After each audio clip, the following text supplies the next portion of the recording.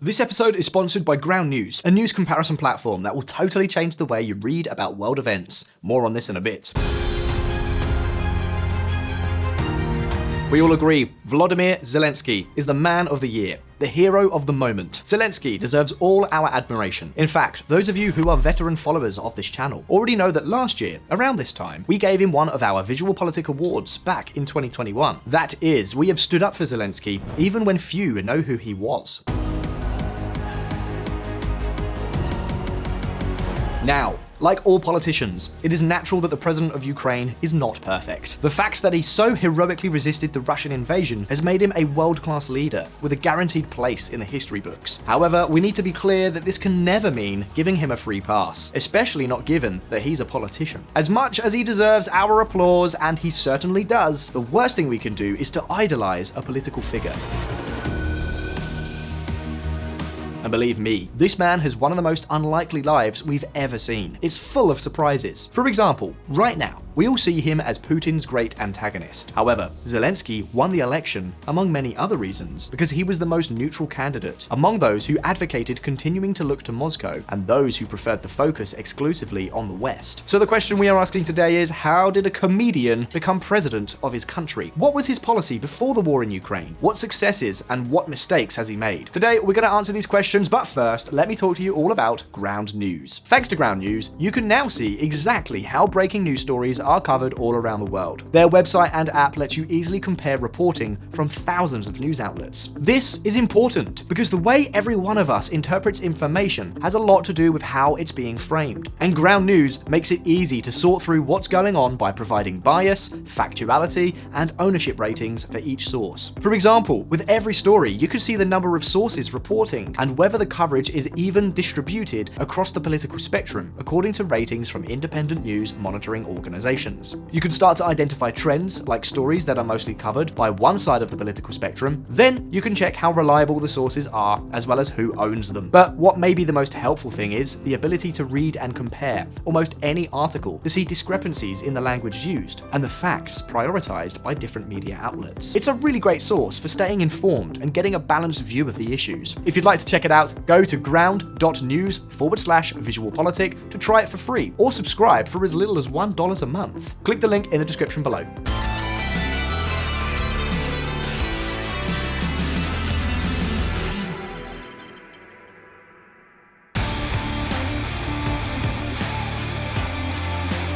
Zelensky won the election after playing a naive yet honest professor in a well-known comedy series, who, fortuitously, and thanks to a YouTube video, became the president of Ukraine. This meant that when he won the election in real life, many did not take him seriously. In some ways, as far-fetched as it sounds, we could go so far as to say that Zelensky and former US President Ronald Reagan have some reasonable similarities. The first similarity is obvious. Both became media stars before taking the plunge into politics. In fact, this is what Putin was saying when Zelensky won the election.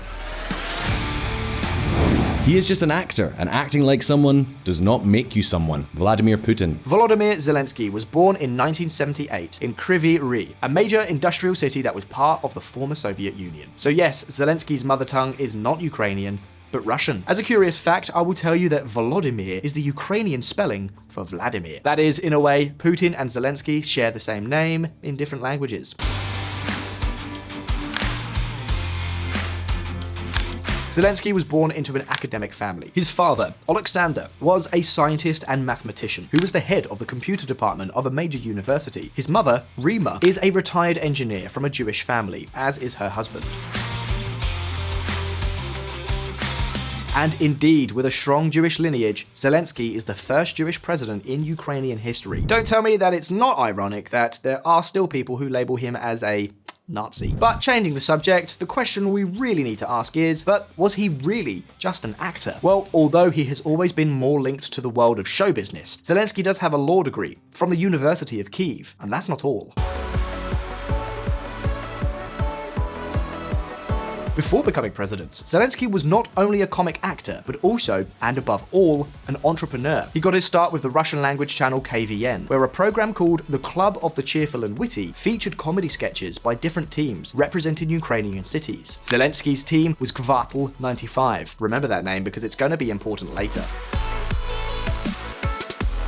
Well, Zelenskiy did so well with his friends from Kvartal 95 that they decided to found a production company with the same name. And we're not just talking about a small production company to make wedding videos. To give you an idea, this company was behind the Ukrainian version of Dancing with the Stars. Ironically, some of the Russian directors and producers with whom Zelenskiy worked, such as Marat Basharov and Sarik Andreasen, have publicly celebrated the Russian invasion of Ukraine. But it was not that program that took him to the top of his career, but rather the series called Servant of the People, which aired between 2015 and 2019. In it, Zelenskiy plays the role of a professor who, after being recorded criticizing the country's corruption in one of his classes, goes viral and ends up becoming the country's president. This series gave him the definitive impulse to enter politics, founding a party with the same name as the series itself and running for election like a true rock star. However, despite that great springboard, were there any additional factors that contributed to his victory? After all, Zelenskiy is a real television heartthrob, and he is not lacking in charisma.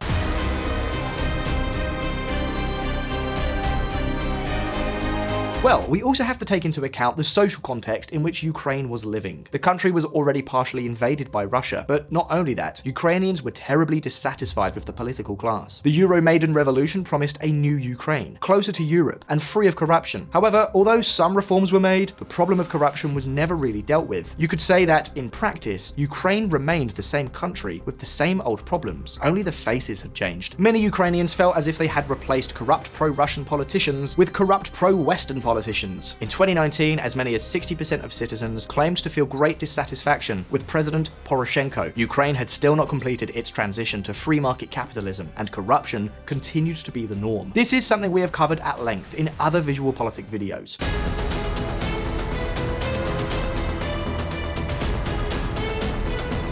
Well, that's when Zelenskiy came into the picture. At that time, the elections were still dominated by the old debate: to be on good terms with Russia or to be on good terms with the West. And despite the fact that the Russian invasion of Crimea radically changed the outlook of many Ukrainians from 2014 on, there were still many who, due to their social, cultural, and family roots, did not feel such animosity towards Moscow. That is why Zelenskiy, who was not a politician clearly leaning to either side, was seen as a kind of third option. And of course, we're talking about someone who comes from the world of show business, and who did not hesitate to bring some of that show to politics, even if that meant having to be somewhat populist. Besides, for him, the main problem in Ukraine was neither Russia nor the West, but corruption and the establishment. I'm not a politician. I'm a normal guy who comes to break the system. Volodymyr Zelenskiy. Few expected Zelensky to win. I remember the first time we talked about this man on VisualPolitik was during the Ukrainian election campaign. It seemed to us just another curiosity to add to the video, but nothing too serious. However, here came the first surprise. Comedian wins landslide victory in Ukrainian presidential election. Petro Poroshenko concedes defeat after Volodymyr Zelenskiy takes over 70% of votes, promising, "I won't mess up." Not surprisingly, his inauguration was everything you'd expect from such a peculiar profile. Selfies with fans at the entrance to the presidential palace. The fact is that, as we've already told you, his campaign was marked by a strong anti-establishment discourse. And when we talk about the establishment, we're talking mostly about the corrupt politicians, billionaire oligarchs, and the links between all of them. Zelensky considered that the first priority was to fight corruption in order to transform the Ukrainian society and economy into something comparable to other European countries. I will tell you about the Ukraine of my dreams. It's a Ukraine where it takes only an hour to start a business, it takes 15 minutes to get a passport, and it takes a second to vote in elections, where doctors and teachers get real salaries and corrupt officials get real time in jail. Excerpt from an election speech by Zelensky. Zelenskyy's program was simple but effective. A simple bureaucracy, the modernization of Ukraine, and chiefly, ending corruption. But was all this a pie in the sky? Well, the reality is that Zelenskyy did try to carry out his promises. For example, he introduced reforms to end the immunity of deputies. Although this is a rather debatable measure, but that's a topic for another video. He also introduced a censure motion mechanism to allow Parliament to remove the president from office. Then, an example from the economic field. Zelenskiy signed the law on the liberalization of agricultural land. And as we saw in previous videos, this was a giant step in Ukraine's transition to a capitalism more like that of its Western neighbors. However, we cannot overlook his shadier side.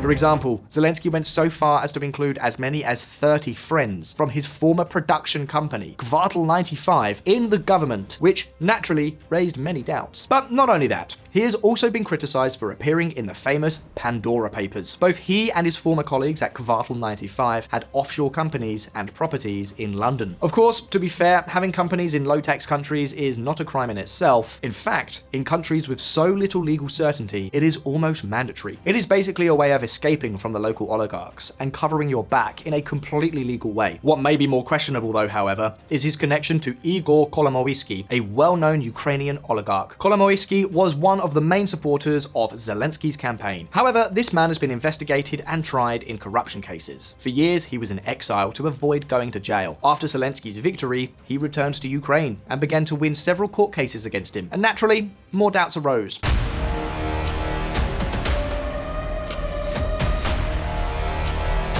What we can say is that before the war, Zelensky had disappointed the very high expectations of Ukrainians. He went from being one of the most popular politicians in the country to plummeting in the polls.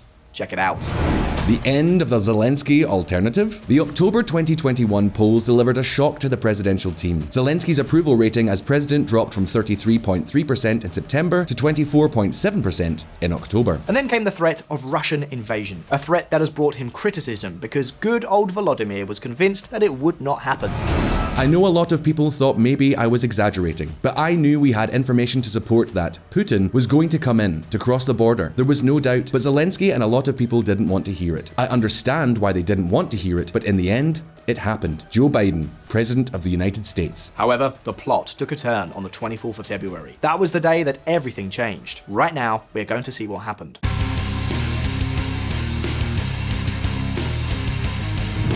The comedian gets serious.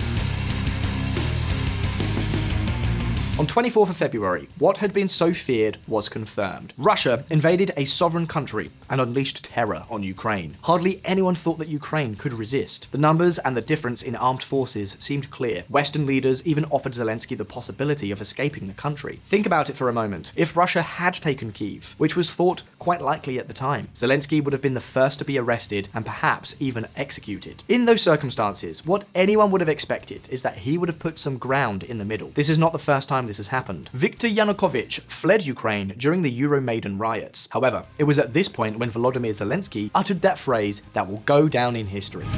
I need ammunition, not a raid. Volodymyr Zelenskiy. Of course, the most difficult thing is not avoiding capture, but to resist a brutal invasion by a much larger army.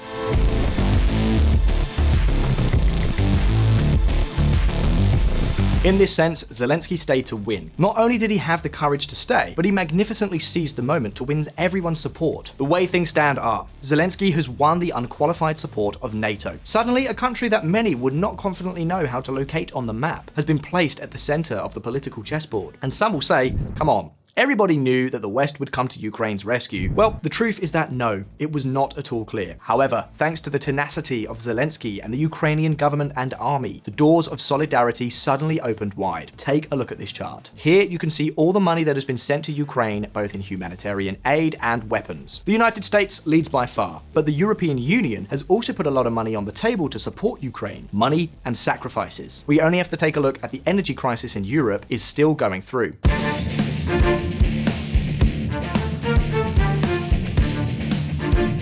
Of course, it is in the interest of the entire West for Ukraine to win this war. Let's put it plainly. Sending arms to Ukraine is the cheapest investment Europe and the United States can make in terms of security. Every minute that passes, Russia is losing money, weapons, and soldiers. And it looks more and more difficult for them not only to conquer more Ukrainian territory, but even to defend what they have. Now, these are the facts that we have right now. In February 2022, few would have dared to imagine that Russia would be such a paper tiger. And few imagined that the Ukrainian army, vastly inferior in all numbers, could hold out the way it has. This man may have many flaws, but his powers of persuasion will go down as legendary. In the first months of the war, he gave speeches in practically all the parliaments of the NATO countries. And in each of them, he knew how to adapt and strike a chord with each and every country.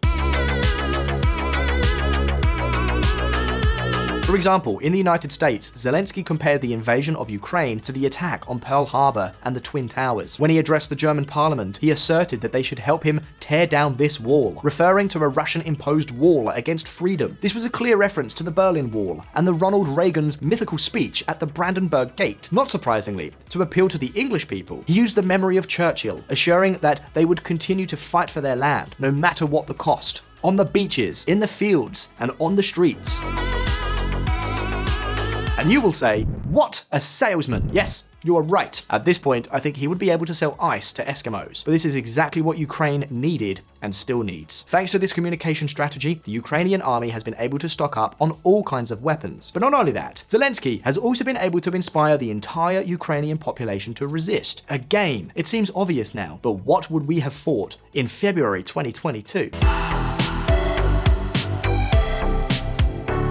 Zelensky has been motivating the fight through social media posts practically every night since the invasion began. We all watched his broadcasts from the streets of Kyiv when the Russian army was at the gates of the city. Messages like these have served to give Ukrainian society hope and resistance. Всі ми тут, наші військові тут, громадяни суспільства тут, всі ми тут. Захищаємо нашу незалежність, нашу державу. І так буде й далі.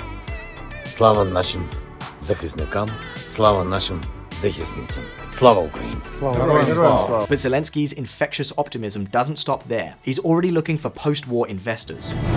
Zelensky calls on investors to pursue long-term cooperation with Ukraine. And so far, it hasn't gone badly. He's already managed to get BlackRock, the world's largest investment fund manager, to commit to advising him and finding investors. But not only that, Zelensky himself opened the New York Stock Exchange in September to launch an investment campaign claiming that they have already started to rebuild what Russia has destroyed. We still don't know how many investors will be willing to bet on Ukraine, but we can say one thing: as far as the military arena is concerned, this country has achieved a miracle, and we have to admit that Zelensky deserves much of the credit.